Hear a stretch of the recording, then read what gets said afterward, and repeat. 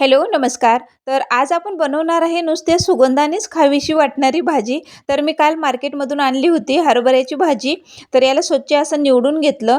तर खरं ही भाजी धुवायची नसती, पण मी स्वच्छ असं धुवून घेतलेलं आहे. म्हणतात की धुतल्याच्या नंतर चव लागत नाही, पण आपण काही शेतातून आणल्याच्या नंतर लगेच फोडणी देऊन असं भाजी खातो, ती चवदार भाजी लागते. ही थोडंसं धुतल्यामुळे चव जाते भाजीची, तरी पण हरकत नाही. तर आपण हिवाळा स्पेशल, सीझन स्पेशल भाजी ही खायलाच पाहिजे.